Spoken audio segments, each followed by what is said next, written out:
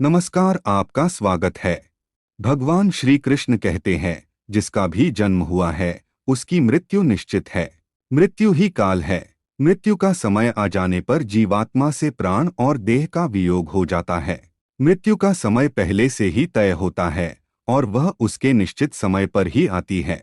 मृत्यु के कष्ट के प्रभाव से प्राणी उसके द्वारा किए गए सभी कर्मों को भूल जाता है। जिस प्रकार से वायु आकाश में बादलों को इधर उधर खींचने लगता है, उसी प्रकार से काल जीवात्मा को खींचने लगता है। जब मृत्यु का समय निकट आता है तो उसके कुछ समय पूर्व दैव योग से मनुष्य के शरीर में कई प्रकार के रोग एवं विकार प्रकट हो जाते हैं। उसके इंद्रिय विकल हो जाते हैं, उसका बल भी क्षीण हो जाता है। श्री कृष्ण कहते हैं, मनुष्य जिस प्रकार का कर्म करता है उसकी मृत्यु भी उसी के अनुरूप होती है। पुण्यात्माओं को मृत्यु के समय कष्ट नहीं होता है और पापी मनुष्य को मृत्यु के समय बहुत अधिक पीड़ा सहनी पड़ती है। शास्त्रों के अनुसार मनुष्य की मृत्यु की तिथि का भी महत्व होता है।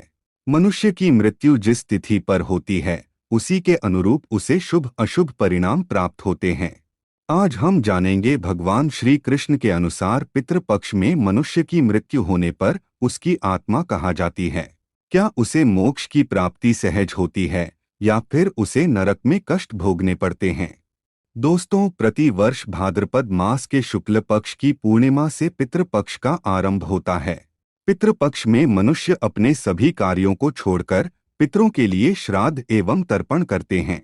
पितरों के लिए दान धर्म किए जाते हैं ताकि पितरों की आत्मा जहाँ कहीं पर भी हो उन्हें शांति मिले। पितृपक्ष में प्रत्येक मनुष्य को अपनी गलतियों के लिए पितरों से क्षमा मांगनी चाहिए। श्री कृष्ण कहते हैं, जो मनुष्य अपने पितरों का श्राद्ध नहीं करता है, पितरों के लिए दान धर्म नहीं करता है, उसे पितृदोष का सामना करना पड़ता है।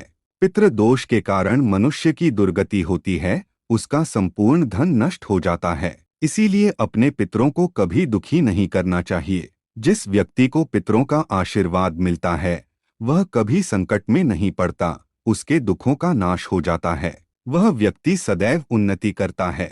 हिंदू धर्म और ज्योतिष के अनुसार पितृपक्ष में और पंचक के दौरान किसी भी प्रकार का शुभ तथा मांगलिक कार्य नहीं करना चाहिए। इस दौरान किए गए कार्य अशुभ फल ही प्रदान करते हैं। इन दिनों में गहने, आभूषण, घर आदि नहीं खरीदना चाहिए।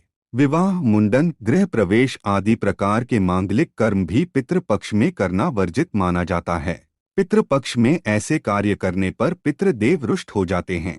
पितृपक्ष में कोई अन्य कार्य करे अथवा न करे, लेकिन पीपल के वृक्ष की पूजा अवश्य करे। इससे समस्त पितृगण अत्यंत प्रसन्न हो जाते हैं। शास्त्रों के अनुसार सभी पितृगण स्वर्ग लोक से धरती पर पीपल के वृक्ष के माध्यम से ही आते हैं। पीपल पर ही सभी पितृगणों का वास होता है। इसीलिए पितृपक्ष में पीपल को जल और तिल अवश्य चढ़ाएं। श्री कृष्ण कहते हैं, पितृपक्ष में जो मनुष्य अपने पूर्वजों के लिए तिल का दान करता है उसके पूर्वजों की दुर्गति कभी नहीं होती है। वे जहाँ कहीं पर भी हो उन्हें सद्गति प्राप्त होती है। जो व्यक्ति पितृपक्ष में अपने पितरों के लिए पीपल का वृक्ष लगाता है उसके सभी पाप एवं दोष नष्ट हो जाते हैं। मृत्यु के पश्चात वह अपने पितरों के साथ निवास करने चला जाता है। आइए अब जान लेते हैं पितृपक्ष में मृत्यु होने से क्या होता है। श्री कृष्ण कहते हैं, मृत्यु के पश्चात कुछ जीव पुनः पृथ्वी पर जन्म लेते हैं और कुछ मनुष्य अपने पुण्य कर्मों से मोक्ष को प्राप्त करते हैं। अकाल मृत्यु हो जाने पर व्यक्ति प्रेत योनि में चला जाता है और अपने ही परिवार जनों को दुख देता है। इसीलिए अकाल मृत्यु हो जाने पर नारायण बलि की पूजा करनी चाहिए।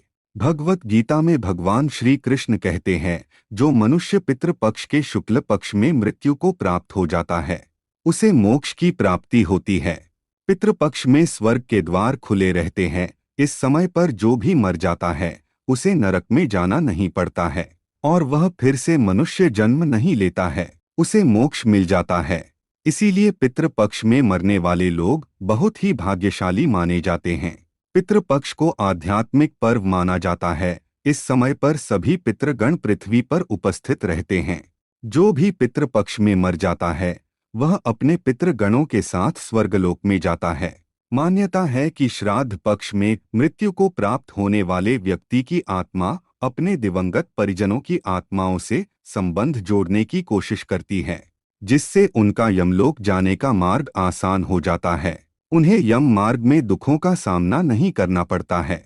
तो दोस्तों, इस प्रकार से शास्त्रों में पितृपक्ष में मृत्यु होने के विषय में बताया है। उम्मीद है आपको यह जानकारी अच्छी लगी होगी। वीडियो को लाइक जरूर करें, कमेंट में जय श्री कृष्ण और जय पितृदेव अवश्य लिखें। साथ ही चैनल को सब्सक्राइब करें। आप सभी का धन्यवाद।